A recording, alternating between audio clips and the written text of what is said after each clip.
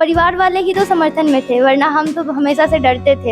India को represent कर रही है, इससे पहले भी रिप्रेजेंट की, इस बार तो खैर बड़े लेवल पे कर रही है, गर्व की बात है हम लोग। और सबसे बड़ी बात यह है कि मैं अपने कंट्री को रिप्रेजेंट करूंगी जकार्ता में। तो अभी भी पापा को कुछ लोग बोल ही देते हैं कि बेटी पे इतना खर्च क्यों कर रहे हैं, बेटी आपको कमा के थोड़ी देगी। पूरे भारत की पहली सवात की प्लेयर हूँ जिसने साउथ एशियन सवात चैंपियनशिप में भारत को 2 गोल्ड मेडल दिलाया है। बहुत लोग अपनी बेटियों को भेजते नहीं है, इनको देख के शायद वो भेजेंगी तो वो बाहर थोड़ा निकलेंगी, तो थोड़ा सा मेंटेलिटी बदलेगा। पहले बोला जाता है कि लक्ष्य पे ध्यान देने, उसके बाद घर का काम करना है, कि उनको अपने घर से निकलना चाहिए और कुछ करना चाहिए देश के लिए और देश का नाम करना चाहिए। मुझे तो बहुत खुशी हो रहा है, और मुझे ये खुशी हो रहा है मेरे साथ सियान इंजीनियर राहुल श्रीवास्तव कोच बन के जा रहे हैं। काफी अच्छा महसूस होता है जब एक लड़की हो के आप इतने आगे जाओ। बड़ा अच्छा एक थॉट है हमारा, खेलेगी बेटी खिलेगा देश, रास वर्ल्ड का है उद्देश्य। नमस्कार, मेरा नाम है विक्रम बिंदांजू और आप देख रहे हैं TTS इंडिया। यह मुझे बताते हुए बहुत खुशी हो रही है और पूरे देश के लिए यह गर्व की बात है कि इंडोनेशिया की राजधानी जकार्ता में जो 24 से 28 जून तक होने वाली एशियाई स्वात चैंपियनशिप 2024 के लिए बिहार से 4 खिलाड़ियों का चयन किया गया और पूरे भारत में 8 खिलाड़ियों का। आज हमारे साथ मौजूद है स्वात चैंपियन के कोच राहुल श्रीवास्तव जी, अगर इनका पूरा नाम ले तो सिहान राहुल श्रीवास्तव जी, और मैनेजर के रूप में जो नियुक्त की गई हैं शिल्पी सोनम जी, और 3 खिलाड़ी का पहला नाम है स्वीटी और प्रियम और अनुष्का। हम सभी से बात करेंगे और जानेंगे कि उनकी तैयारी कैसी चल रही है। सबसे पहले हम बहुत बहुत धन्यवाद देना चाहेंगे जो इस टीम के कोच है राहुल जी, आपका बहुत बहुत धन्यवाद। Thank you Vikram ji. और कैसी चल रही है तैयारी और कैसा लग रहा है आपको स्वात चैंपियनशिप का जो आप कोच नियुक्त किए गए हैं उसमें कैसा लग रहा है आपको? ये बहुत प्राउड की बात है हमारे लिए, क्योंकि बिहार में बहुत सारे खेल है लेकिन कई सारे कोच हैं, लेकिन उनको ये अपॉर्चुनिटी नहीं मिल पाता था किसी भी एसोसिएशन को द्वारा कि बिहार के लोग को इंडियन टीम का कोच बनाया जाए कहीं ना कहीं से। ऐसा नहीं कि बहुत लोग नहीं है, कुछ लोग भी बने भी हैं, लेकिन हाँ बहुत ज़्यादा अपॉर्चुनिटी नहीं मिल पाता। लेकिन हमें जो है लगातार बैक टू बैक हमको मौका मिला और हमने इसको प्रूव करने का काम किया। पिछले बार भी जो टूर्नामेंट था साउथ एशियन चैंपियनशिप, उसमें भी हमारा बहुत अच्छा मेडल टैली रहा है। उससे भी पहले कई बार इंडो श्रीलंका वगैरह, बांग्लादेश वगैरह, कई सारे कंट्री वगैरह में अच्छा रिजल्ट रहा है हमारा। और फाइनली इस बार भी मौका मिला है, अपने आप में गर्व की बात है। हम बिहार वासियों के लिए गर्व की बात है कि भारत को फिर से रिप्रेजेंट करने का मौका मिलेगा, इतने बड़े स्तर पे मौका मिलेगा और बखूबी अपने फर्ज को निभाएंगे। हमारे खिलाड़ी बहुत बेहतरीन तैयारी कर रहे हैं, अच्छा रिजल्ट भी होगा, खुशखबरी सुनाएंगे आपको। आप कोच के रूप में भी नियुक्त किए गए हैं और जो 4 खिलाड़ी बिहार से चुने गए हैं वो कहीं ना कहीं आपके संस्थान से और आपसे जुड़े हुए हैं। हाँ देखिए, एक्चुअल में जो भी बिहार के खिलाड़ी होंगे उनका तो जुड़ना मेरे से लाजमी बनता है, क्योंकि मैं बिहार एसोसिएशन का सचिव हूँ। तो किसी भी एसोसिएशन, किसी भी क्लब में, कहीं भी जगह पे करेंगे तो उनको मेरे माध्यम से हम लोग के साथ में मिलके ही काम कर पाएंगे, है ना। इसलिए मैं जानता हूँ, और ये तो खैर स्टार खिलाड़ी है, खिलाड़ी नहीं है, स्टार खिलाड़ी है, तो इनको तो कम से कम हमें जानना तो बनता है, क्योंकि इनके बरोबर तो हम हैं, बिल्कुल बनता है। अपने टीम के लिए और जो स्वात के जो चाहने वाले हैं उन्हें क्या कहना चाहेंगे? टीम के लिए यही रहेगा कि लगा देना है दम, इस बार फिर से प्रूफ करना है और हमें लगातार प्रूफ करना होगा। अगर हमें लगता है कि किसी अच्छे लेवल पे आना है, हमें बहुत जल्द मिनिस्ट्री में आना है, तो कहीं ना कहीं से हमें अपना प्रयास छोड़ना नहीं होगा। और खुद के लिए नहीं, हमारे बिहार वासियों के लिए, नए आने वाले जनरेशन, नए आने वाले प्लेयर्स के लिए जो अभी बिल्कुल नए हैं, उनको पता नहीं इसके बारे में, उनके लिए अपना एफर्ट डालना होगा और एक बेहतर रिजल्ट लाकर उसको प्रूफ करना होगा। ठीक है सर, हम फिर आपसे एक सवाल लेंगे। हम शिल्पी जी से बात करते हैं। मैं आपको बता देना चाहता हूं कि जो शिल्पी सोनम जी है, जो इस खेल के लिए मैनेजर के रूप में चुनी गई है, ये बिहार की पहली कहे तो बिहार की पहली बेटी है जो इस पद पे गई हैं। तो सबसे पहले तो आपका बहुत बहुत बधाई इस पद के लिए। धन्यवाद। कैसा लग रहा है आपको, बिहार के पहली बेटी के रूप में, पहली महिला के रूप में आप इस पद पे गई हैं? काफी अच्छा लग रहा है और सबसे बड़ी बात यह है कि मैं अपने कंट्री को रिप्रेजेंट करूंगी जी। जकार्ता में, तो ये सबसे बड़ी बात है मेरे लिए। कैसी तैयारी चल रही है आपकी टीम की तैयारी काफी अच्छी है। सारे प्लेयर्स जो है हमारे अच्छे फॉर्म में हैं और पिछले 3 महीने से ये लोग लगातार प्रैक्टिस कर रहे हैं और अच्छा। स्पेशल ट्रेनिंग की व्यवस्था भी इनके लिए की गई है सवात एसोसिएशन ऑफ बिहार की तरफ से। अच्छा, आपकी कहीं ना कहीं कुछ जिम्मेदारियां होंगी, मैनेजर के रूप में आप नियुक्त की गई है, तो क्या जिम्मेदारियां हैं? टीम का मतलब होता है एकजुट होकर काम करना, और हम लोग 6 लोग जा रहे हैं टीम में, तो हमारी कोशिश यही है कि सारे लोग एक धागे में बंधे रहें जी और किसी से कोई अनबन नहीं हो, जी किसी भी प्लेयर का, ना तो ऑफिशियल का, जिससे कि जो हमारे परफॉर्मेंस पे असर आएगा। इसीलिए सारे प्लेयर्स और जो भी हमारे ऑफिशियल्स जो भी हम जा रहे हैं, एकजुट होके हम करेंगे तो डेफिनेटली टीम काफ़ी अच्छा प्रदर्शन करेगी। भारत से टोटल 8 लोग हैं और 2 लोग, तो मेरे ख्याल से 10 लोग हैं आपने। हाँ, पूरे बिहार का मैंने आपको बताया कि 6 लोग हम लोग जा रहे हैं और पूरे इंडिया से 10 लोग हैं। जी जी। अच्छा, आप बिहार की पहली बेटी है जो इस पद पे गई है, काफ़ी आपको आपकी चर्चाएं भी हुई, बहुत मेरे लिए भी और सभी के लिए गर्व की बात है। तो आप कैसा महसूस करती हैं और इसे कैसे देखती हैं आप? काफ़ी अच्छा महसूस होता है जब एक लड़की हो के आप इतने आगे जाओ, जी क्योंकि जब लड़की होती है घर में उसी समय लोग सोचते हैं कि अरे नहीं नहीं, इसको ज़्यादा पढ़ने की क्या ज़रूरत है, आगे बढ़ने की क्या ज़रूरत है। चलिए, आपका बहुत बहुत धन्यवाद और बधाई। तो ये है स्वीटी, हमारी पहले भी इनसे मुलाकात हो चुकी है, तो मैं इन्हें जानता हूँ। तो आपको कैसा लग रहा है, आप टीम में फिर चुनी गई है, तो आप अपने बारे में थोड़ा सा संक्षिप्त में परिचय दीजिए और आपने अभी तक जो भी गेम खेला है और जो भी अपने देश के लिए, बिहार के लिए जो मेडल लाया है उसके बारे में आप बताइए। मेरा नाम स्वीटी कुमारी है। मैं पूरे भारत की पहली सवात की प्लेयर हूँ जिसने साउथ एशियन सवात चैंपियनशिप में भारत को 2 गोल्ड मेडल दिलाया है। अभी जनवरी 2024 में ही साउथ एशियन सवात चैंपियनशिप हुआ था, जिसमें मैं भारतीय टीम में मेरा चयन हुआ था और उसमें मैंने भारत को प्रतिनिधित्व किया और उसमें 2 गोल्ड मेडल जीतकर भारत को गौरवान्वित महसूस करवाया। कब जाना है इंडोनेशिया? 21 जून। तैयारी कैसी चल रही है आपकी? तैयारी बहुत अच्छी चल रही है और सवात एसोसिएशन ऑफ बिहार की तरफ से भी फुल सपोर्ट है। आपने बताया कि मैं पहली लड़की हूँ कि इस देश के लिए मैंने स्वात के लिए मेडल लाया। इसके पीछे आपकी प्रेरणा के स्रोत कौन है? किसे आप आदर्श मानती है कि ये सब कुछ हो पाया? मेरे कोच सियान इंजीनियर राहुल श्रीवास्तव। राहुल जी। बिल्कुल। आपके जीवन में इनका क्या योगदान रहा है? हमेशा से जब भी किसी भी मोड़ पे जब भी लो फील करे, सर हमेशा ही एज ए गुड मेंटर हम लोगों के सपोर्ट में रहे हैं, चाहे वो कोई भी सब्जेक्ट क्यों ना हो, हमारे स्पोर्ट्स से रिलेटेड हो, हमारे फैमिली से रिलेटेड हो या फिर सोसाइटी से रिलेटेड हो, क्योंकि हम लोग गर्ल्स हैं, हम लोगों को हर तरीके का मतलब कि परेशानी का सामना करना पड़ता है। जब बाल भी कटवाए थे तब भी सर का ही मोटिवेशन था, नहीं तो हर कोई डिमोटिवेट ही कर रहा था। तो हमेशा ही सर का सपोर्ट कहीं ना कहीं से बना रहता है, कभी भी लो फील नहीं करने देते हैं किसी भी प्लेयर्स को। अच्छा, जब आप इस गेम में आई स्वीटी, तो क्या परिवार वाले आपके समर्थन में थे या विरोध में थे? परिवार वाले ही तो समर्थन में थे, वरना हम तो हमेशा से डरते थे। जब से एक्सीडेंट हुआ था तब से साइकिल चलाना भी मुश्किल था, लेकिन मम्मा का ही था कि नहीं जाएगी तो शायद इसके मन का डर खत्म हो जाएगा और आज भारत को प्रतिनिधित्व करने जा रहे हैं।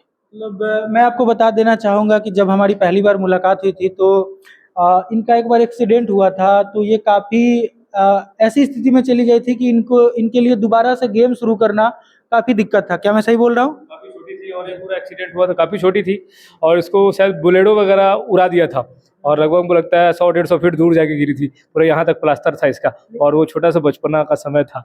लेकिन फिर भी दिल में वैसा जुनून था कि हमें करना है। यहाँ तक आना सबसे बड़ी बात है इसकी मम्मी के बराबर है। इसकी मम्मी ने बचपन में तो खैर पेरेंट्स ने इलाज कराया, सब कुछ ठीक है, लेकिन जब थोड़ी बड़ी हुई तो इसकी मम्मी एफर्ट डाली। हालांकि बहुत ज़्यादा पढ़ी लिखी नहीं है, लेकिन हाँ थोड़ा सा पॉजिटिव माइंडेड है और उन्होंने यहाँ पे डाला और डालने के बाद ये अपने आप को लगातार प्रूफ करते गए और फाइनली इस बार इंडिया को रिप्रेजेंट करी। इससे पहले भी रिप्रेजेंट की, इस बार तो खैर बड़े लेवल पे कर रही है, गर्व की बात है हम लोगों के लिए। स्वीटी, एक दो सवाल और लेंगे हम आपसे। जैसा कि सर ने बताया कि आपने पहले भी इंडिया को रिप्रेजेंट करा है, अब भी करेंगी आप कुछ दिन बाद। तो जैसे राहुल जी हैं, आपके जो कोच है, आपके जो टीचर है, तो वो जब भी कोई दिक्कत आती है तो वो कैसे मैनेज करते हैं और आपके जैसे जो भी और भी साथी है उनको कैसे गाइड करते हैं? क्योंकि इस इंस्टीट्यूट से काफ़ी रिजल्ट आया है स्वात में या और भी गेम में, तो क्या ये मतलब होता है ना गुरु मंत्र, वो क्या देते हैं कि ऐसा रिजल्ट आ जाता है? सबसे बड़ी बात कि कभी हम लोगों को सर से डर नहीं लगा है, सर हमेशा हम लोगों के साथ फ्रेंडली रहे, जिस वजह से हम लोगों का कभी भी कोई प्रॉब्लम होता है तो हम लोग सर से छिपाते नहीं हैं। जी और ये चीज़ सभी कोच में होने चाहिए कि वो अपने बच्चों को डरा के ना रखे, बच्चों के साथ ऐसा रिलेशन बना के रखे कि बच्चे कभी अगर लो भी फील कर रहे हैं तो वो आके आपको बताएं, या फिर किसी बात से वो अंदर ही अंदर घबरा भी रहे हैं तो भी वो आपके सबसे पहले आपको बताए। और ये चीज़ सर के अंदर बहुत अच्छा है कि जिस समय जिस चीज़ की ज़रूरत होती है उस समय हम लोगों को वैसा कोच मिलता सर है। के लिए क्या कहना चाहेंगे आप? Is the best coach. और कुछ लंबा समय शब्दों में कहना पड़े तो? हम चाहेंगे कि हमेशा ही हमको सर ही मिले एज ए कोच। सर हाँ, क्योंकि इनके होने से कॉन्फिडेंस डबल हो जाता है। अच्छा, इनके कारण तो आपका कॉन्फिडेंस डबल हो गया, और आपके जैसे और भी लड़कियां हैं जो आगे नहीं बढ़ पा रही, किसी कारण बस कोई भी बाधा हो सकती है, उन्हें आप क्या मैसेज देना चाहेंगे? सबसे पहले तो उन लोगों को खुद ही स्टैंड लेना पड़ेगा अपने लिए, क्योंकि जब तक वो खुद खड़ी नहीं होंगी तब तक कोई उनको सपोर्ट नहीं कर सकता है। क्योंकि जब तक वो खुद नहीं खड़ी होंगी तब तक कोई सपोर्ट नहीं करता, क्योंकि उन्हें पता ही तो नहीं है ना किसी को कि उनको भी सपोर्ट की ज़रूरत है। आज सर हमें सपोर्ट कर रहे हैं, सर को पता चला कि हमें सपोर्ट की ज़रूरत है तभी।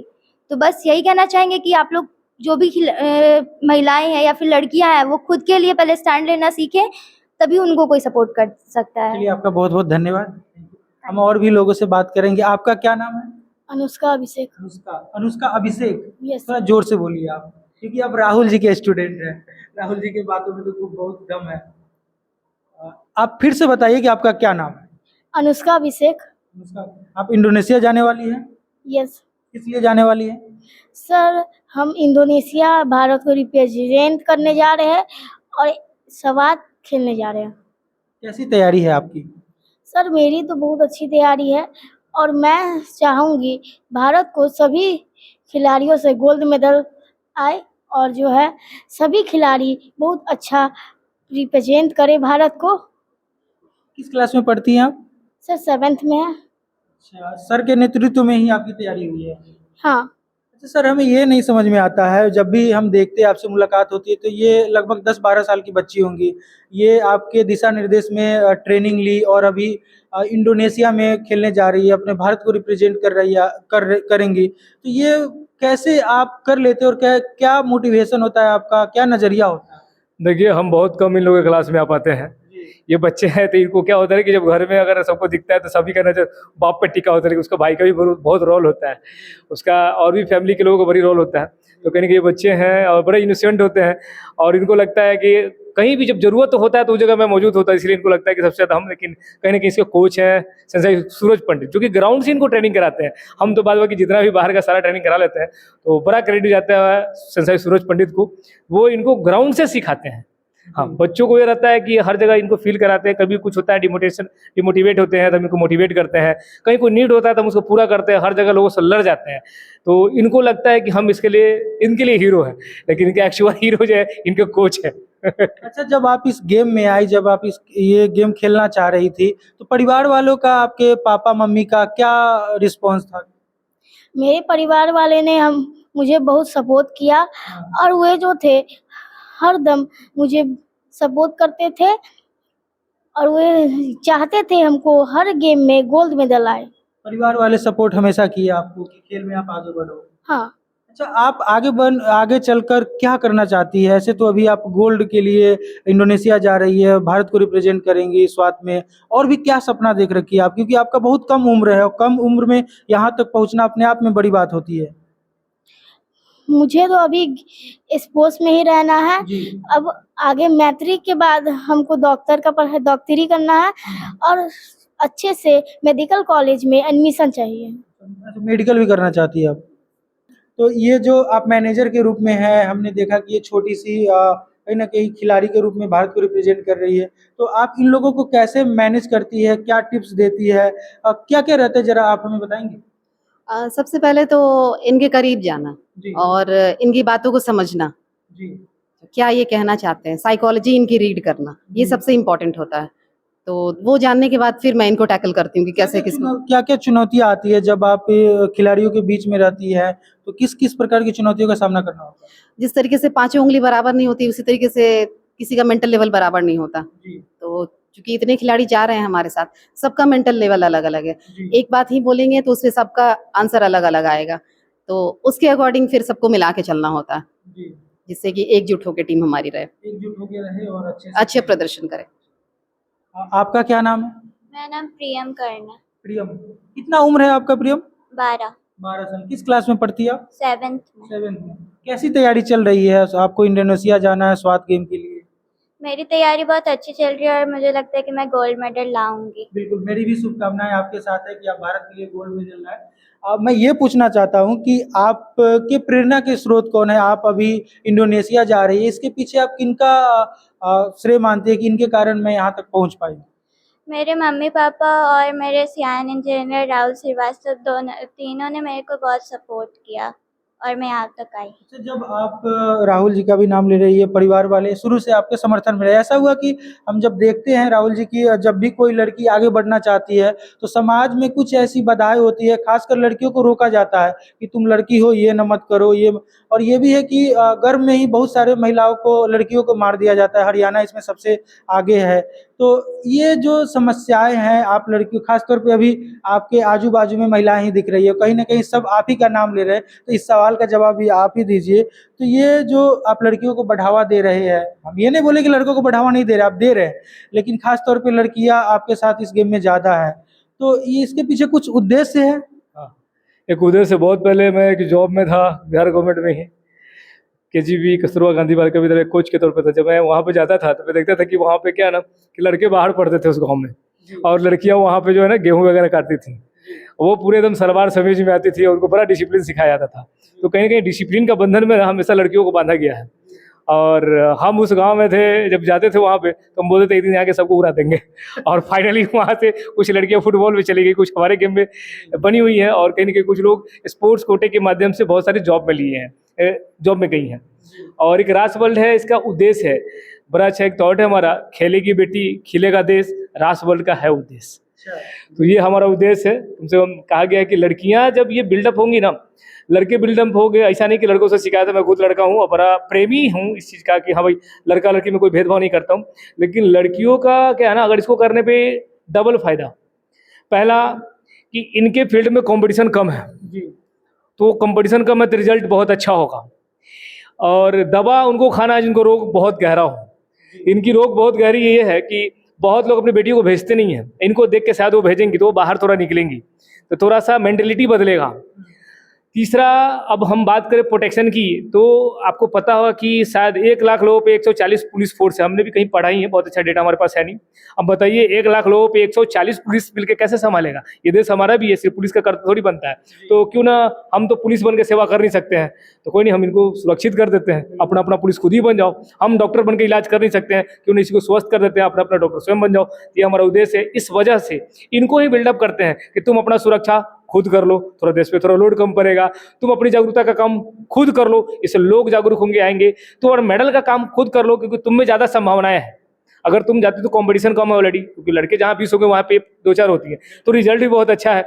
और ये कहीं ना कहीं एक माइंड गेम है, और एक हमारे लिए माइंड गेम है कि हर चीज़ के पीछे लोगों का स्वार्थ होता है। हो सकता है मेरा स्वार्थ है कि भाई मेरा मेडल ज़्यादा आता है, लेकिन मेरे स्वार्थ से किसी का नुकसान नहीं, फायदा हो रहा है। बिल्कुल बिल्कुल। अच्छा, आप क्लास 7 में पढ़ती हैं? इसके पहले कभी आप फ्लाइट में चढ़ी हैं? प्लेन में चढ़ी हैं आप? नहीं, प्लेन में नहीं। अच्छा, अभी आप प्लेन में चढ़ेंगी, राहुल जी भी साथ रहेंगे, शिल्पी मैम भी साथ रहेंगे, और आपके जो दीदी है स्वीटी भी साथ रहेंगे, और भारत को रिप्रेजेंट करेंगे, तिरंगा आपके हाथों में होगा, तो आपको कैसा लग रहा है? क्या सोचती है आप? मुझे बहुत अच्छा लग रहा है। मेरा चयन बोलिए। भारत को रिप्रेजेंट करने में हुआ है, और जो है यहाँ पे हमको कोशिश रहेगा गोल्ड मेडल आने के लिए। मुझे तो बहुत खुशी हो रहा है, और मुझे ये खुशी हो रहा है मेरे साथ सियान इंजीनियर राहुल श्रीवास्तव कोच बन के जा रहे हैं। अच्छा, एक सवाल हम आपसे लेना चाहते हैं, क्योंकि आप बहुत बड़ी काम कर रही है, छोटा मोटा काम नहीं है, इतने कम उम्र में इंडोनेशिया में जाके अपने देश के लिए खेलना। जो भी आपके उम्र के या और भी लड़कियां हैं, उन्हें अगर कुछ मैसेज देना हो, उन्हें बताना हो, तो आप क्या कहना चाहेंगे? मैं तो यही कहना चाहूँगी, उनको भी किसी न किसी खेल में भाग लेना चाहिए, और अपना सेल्फ डिफेंस भी सीखना चाहिए। मतलब सुरक्षा, खुद की सुरक्षा। हाँ, बिल्कुल। चलिए, अच्छा, आप कभी भारत से बाहर गई हैं? नहीं। आपके लिए भी पहला मौका है। हाँ। तो आपको कैसा लग रहा है? आप भारत को रिप्रेजेंट करेंगी, फ्लाइट में बैठेंगी, तो आपको कैसा फील हो रहा है? मेरे को बहुत अच्छा लग रहा है। अच्छा लग रहा है। हाँ। अच्छा, मैंने इनसे सवाल पूछा कि अगर हमारे और भी जो आपके तरह लड़कियां हैं, आपसे बड़ी या छोटी, उन्हें अगर कुछ मैसेज देना चाहे तो आप क्या देना चाहेंगे? कि उनको अपने घर से निकलना चाहिए और कुछ करना चाहिए देश के लिए और देश का नाम करना चाहिए। अच्छा, हम सर 1-2 मिनट और लेंगे, तीनों लोग से, खासकर चारों लोग से हम सवाल लेंगे। अच्छा, आप जब हम इस समाज में रहते हैं तो लड़कियों को किन-किन मुसीबतों का सामना करना पड़ता है? आपकी उम्र लगभग 13-14 साल है, तो किन-किन मुसीबतों का सामना करना पड़ता है? जी? पह- जी, 12 साल। पहले तो घर वाले ही रोक देते हैं बाहर जाने से, शाम में मना करते हैं जाने के लिए और खेल कूद से अब भी मना मना करते करते हैं? हैं। राहुल जी के नेतृत्व में भी मना करते हैं? नहीं, अब तो सपोर्ट ही अच्छा, करते आप हैं। सपोर्ट करते हैं। हाँ। हाँ, और पहले मेरे को मना करते थे लेकिन अब सपोर्ट करते हैं। और क्या-क्या दिक्कतें आती थी? पहले शाम में निकलने नहीं देते थे और बाहर घूमने नहीं दिया जाता था। सिर्फ बोला जाता था कि पढ़ाई करने और घर का काम करने।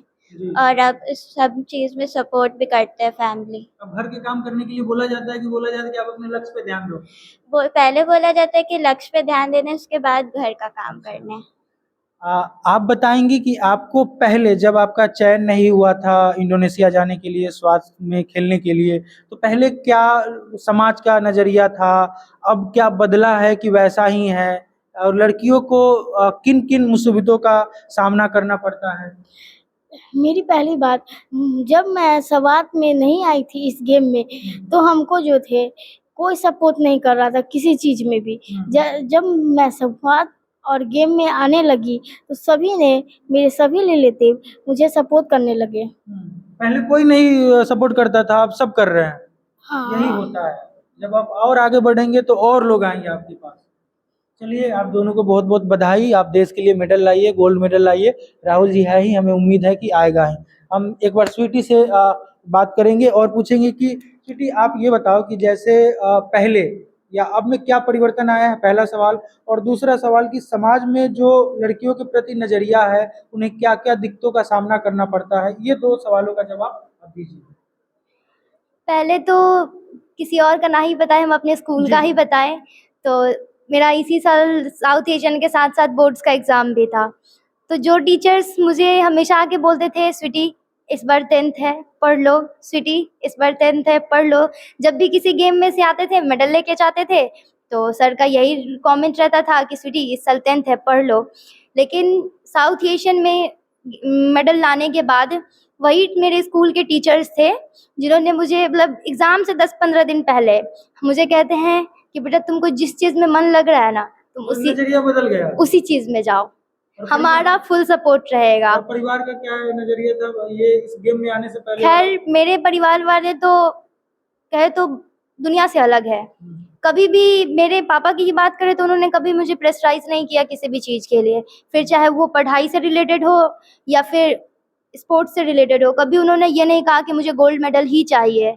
सीधा बोलते थे, तुम खिलाड़ी हो, तुम्हारा खेलना ज़रूरी है, जीतोगी या तो सीखोगी। बिल्कुल, ये हुआ बात। हाँ, और बोर्ड्स का एग्ज़ाम जब आया पास में तो थोड़ा-सा टेंशन हो ही जाता है। पापा सीधा बोलते थे, क्या होगा, फेल ही ना करोगी? उससे बड़ा था कि तुम देश के लिए 2 मेडल लेके आ गई। 1 साल पीछे जाओगी, फिर अगली बार 10th का एग्ज़ाम देंगे। फिर 2 मेडल आ जाए। हाँ, लेकिन मेरे मतलब कहें तो सोसाइटी का बात करें तो सब लोग मेडल लाने पे कोई कांग्रेचुलेशन नहीं बोलता था, सीधा बोलता था कि एग्ज़ाम कब से है। रिज़ल्ट के दिन सुबह से रिज़ल्ट भले ही 2 बजे आने वाला था, लेकिन सो के उठे, जैसे ही बालकनी में निकले, पहला क्वेश्चन अंकल का, रिज़ल्ट आ गया स्वीटी? हम बोले अंकल 2 बजे आएगा ना, आप 2:30 बजे फ़ोन कीजिएगा। डर नहीं था किसी भी बात का, हमको पता था कि हम फर्स्ट आएँगे, लेकिन मेरी से ज़्यादा चिंता लोगों को था इस बात का। और यहाँ तक आने के बाद भी फिर भी ये संघर्ष चल ही रहा है कि अभी भी पापा को कुछ लोग बोल ही देते हैं कि बेटी पे इतना खर्च क्यों कर रहे हैं? बेटी आपको कमा के थोड़ी देगी, बेटा पे खर्च कीजिए, बुढ़ापे का सहारा बेटा है। लेकिन पापा का मेरा कभी से ये मोटिवेशन नहीं रहा है कि बेटी हमको देगी या फिर बेटा हमको देगा। सीधा-सीधा पापा जानता है कि हम कब तक हैं हमें क्या पता, हम बस इतना कर दें कि हमारा बेटी हो या फिर बेटा हो, जी। उसको किसी और के ऊपर निर्भर ना रहना पड़े। बिल्कुल। पहले बेटी आई है तो पहले कोई भी काम बेटी ही करेगी, बेटा उसके बाद आया है तो कोई भी काम उसके लिए उसके बाद समाज ही ही कहीं न कहीं बाँट देता है कि ये बेटी है और ये बेटा है। ये बेटी है तो दूसरे घर जाएगी तो बुढ़ापे का सहारा ये नहीं बनेगी, जो बिल्कुल गलत मानसिकता है। और ये मानसिकता हमारे आस-पड़ोस का ही है बस, कहे तो दुनिया सपोर्ट कर रही और है। इसी मानसिकता को आप जैसे लोग तोड़ रहे हैं। हम यही सवाल शिल्पी मैम से लेना चाहेंगे। ये बिहार के लिए भी गर्व की बात है कि मैंने इंट्रोडक्शन में ही बताया कि बिहार की पहली महिला है जो स्वात में मैनेजर के रूप में चुनी गई है। तो मैम ये बताइए कि जैसे हमने बच्चों से, जो खिलाड़ी है, उनसे ये सवाल लिया कि लड़कियों को क्या क्या समाज में दिक्कत आती है, कुछ जब वो बन जाती है या तो कैसे बदलाव आ जाता है, लोगों का जो नज़रिया है वो कैसे बदल जाता है, तो इस पे आप क्या कहना चाहेंगे? डेफिनेटली लोगों का नज़रिया बदलता है। पहले वो घर से निकलने नहीं देंगे और जब कुछ अच्छा कर लेगी तो उसके बाद काफ़ी सपोर्ट करेंगे, अरे वो लड़की देखो कितना अच्छा की है। अपने घर में भी एग्जाम्पल देंगे जब दूसरे की बेटी अच्छा करेगी तो। लेकिन वही लोग जब वो लड़की लेट से आएगी रात में, स्टार्टिंग में जब वो नहीं कुछ अचीव कर पा रही होगी, तो उस समय कहेंगे देखो फलाने की बेटी कितना लेट से आ रही है, क्या लोग कहेगा। तो ये सारी चीज़ें सुनने को मिलती हैं लड़कियों को। आखिरी आपसे जी आप कुछ बोल रहे थे? नहीं आप आखिरी आपसे सवाल, आप इन जैसे लोगों को जो जिनका नज़रिया गलत है और लड़कियों को क्या संदेश देना चाहेंगे? जिनका नज़रिया गलत है, सबसे पहले तो वो अपना नज़रिया चेंज करे। और दूसरे को मैं क्या बोलूँ, मेरे हस्बैंड जो हैं, हाँ बेटर हाफ, वही कहते हैं कि नहीं लड़की है तो ठीक है। मेरी 6 साल की बच्ची 5 साल की मेरी एक बच्ची है, तो घर वालों की तरफ से काफ़ी प्रेशर है कि नहीं एक लड़का भी होना चाहिए, बुढ़ापे का सहारा क्या होगा। तो मेरा यही कहना है कि जो सहारा है वही रहेगी मेरी बेटी जो है, और वही मेरे लिए अच्छा करेगी। चलिए सर, आप क्या सोचते हैं इस पे? देखिए, हमने कई सारे बदलाव के कार्य किए हैं। बड़ा अच्छा गाना था, कुछ तो लोग कहेंगे, लोगों का काम है कहना। और सोच लीजिए, गाछ में फल होगा तभी ईटा चलेगा, आप में फल नहीं होगा तो थोड़ी चलेगा। अब घर में बैठ के घूंघट में रहोगे तो कौन टोकेगा। बाहर में निकल इसे टोक रहा है, मतलब तुम्हारा जो है पब्लिसिटी हो रहा है, तो बहुत अच्छी बात है, बहुत अच्छा बदलाव है। और हम चाहेंगे कि आप हमेशा नॉक करो, ताकि ये लोग जो अगर अंदर का आग जब भड़केगा ना तो आगे जाएगा। कहा गया था कि अब तक लिए जो लड़कियां जो पहली बार आप सुन रहे कि फ्लाइट में चढ़ेंगी, जो आपको बताया जा रहा है, इन्हीं बेटियों में से, इन्हीं बच्चों में से कई बार आपने ये भी सुना होगा कि इनको कई सारे अपने रिलेशन में नहीं जाने दिया जाता है कि शादी में जाना है, मामा फूफा का बेटा जाएगा या नहीं जाएगा। आप सुने होंगे, ऐसा नहीं, बहुत बड़ी बात नहीं। और सोचिए, एक ऐसी मेंटेलिटी से आज हमारी लड़कियां मामा फूफा के या नहीं डायरेक्ट विदेश जा रही हैं। मतलब वहां तो लड़कों पे भी सवाल उठ जाता है, विदेश जा रहा है, क्या पता कैसा कल्चर होगा, कौन सा क्या करने वाला होगा।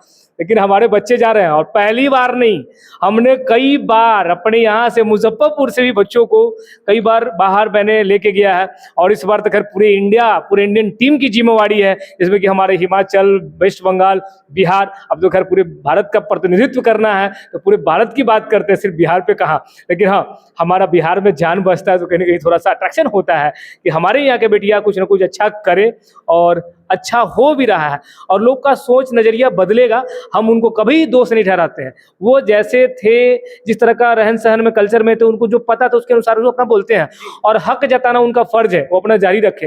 लेकिन हाँ, समय के अनुसार बदलाव, परिवर्तन संसार का नियम है। आपको थोड़ा सा परिवर्तित करना होगा, सहयोग में आगे आना होगा, तभी एक दिन एक बड़ा सा इतिहास इस बिहार से भी रचा जाएगा। इसमें आपका सहयोग, और खास करके मौखिक रूप से आपके सवासी के तौर पे, इसका बहुत बड़ा जरूरत है। और अपना इस तरह का सहयोग बनाए रखे। हम लोग इतिहास जानने के लिए, इतिहास को जो है ना, अपना एक इंडियन हिस्ट्री क्रिएट करने के लिए तैयार है, हमारी टीम तैयार है, और सभी लोग लगे हुए हैं। हम लोग कुछ अच्छा करेंगे, आपको एक दिन प्राउड फील कराएंगे। बिल्कुल बिल्कुल।